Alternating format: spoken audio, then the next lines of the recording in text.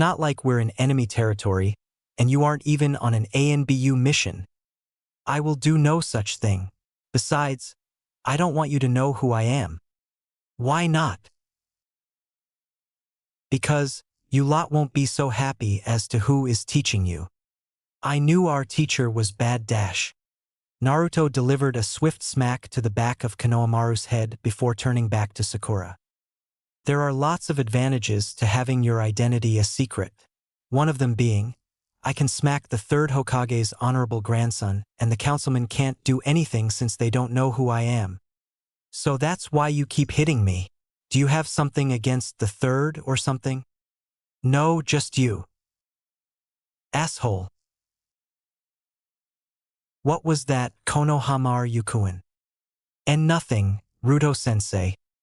Good. Now as Sakura so pleasantly brought up dash. Sakura cringed a bit. The Chunin exams will be in 9 months? Plenty of time to go to C ranks and train. Speaking of training, Genin, 25 laps around the village dash. What? Snap to it, twerps. Can't you teach us anything of use? After the laps. Naruto said in a sing-songy voice. With that, he skipped away and jumped to the trees. The 3 Genins started their laps. Konohamaru burned out after the first 15 from sprinting. Sakura was already falling behind, but she did say she was lacking in the physical department. It wasn't that bad though, so she was still pretty good for her age. Sasuke, however, was on a different planet. He was so damn smug about being able to run 1 lap ahead of Konohamaru. If Naruto was running with them, he would probably be already done. No bragging, just facts. Naruto was well known among his fellow graduates, the Chunin and Jounin, for being a stamina freak, a chakra monster, and one fast motherfuem dude. Not that they knew he was a Jinchuriki, but the Uzumaki and Namikaze blood covered for him. Naruto sadly pulled out a book, a peculiar orange book. Naruto read the little perverted book almost like Kakashi, every freaking day. 4 years with Jiraiya changed him a lot. He couldn't show his mom because of the fear of losing something important to him. And if he showed his dad, though understanding, Minato would probably tell Naruto to stop the behavior in fear that Kushina would find out. Naruto's attention was snapped away from his book when a fist flew at his face. He quickly dodged and looked at the assailant. What do you want, Sasuke? Wah, how did you see the fist? Weren't you reading? I'm a Jounin. Che, I'm not buying it. You're the same age as me, damn it. If anything, I should be a Jounin at 12. Not some nobody like you. Naruto frowned and was about to retaliate when Konohamaru interrupted the encounter. Naruto-sensei, can you teach us something now? Fine.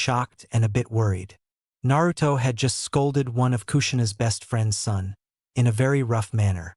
Naruto just walked in nonchalantly and told him he had dealt with the retarded Uchiha. Makoto and Fugaku are going to be so pissed off. Minato, though probably more powerful, was on the verge of biting his nails. Imagine how much Kushina will flip if Makoto decides to break off their friendship thanks to Naruto's stunt. Naruto was still there, hands in his pockets, leaning against the wall. With his mask off on his head, Naruto wore a very indifferent expression, as if he didn't just beat the heir to one of the strongest clans of Konoha. His thoughts were brought to a sudden halt when his office door busted open. Uchiha Makoto dragged her son by the ear and marched to the front of the Hokage desk and bowed her head,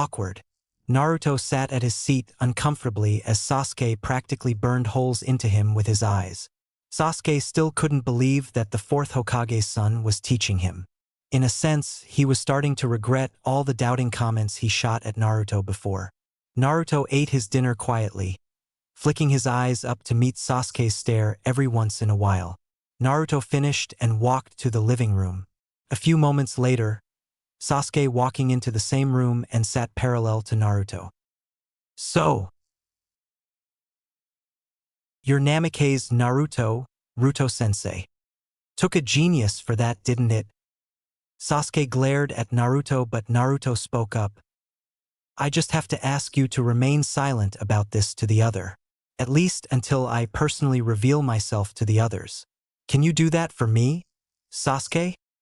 Yeah. I guess. "Cool. Remember our first C rank tomorrow. Don't be late." Yeah. Sasuke waved it off and leaned back into his chair. "C rank, huh?"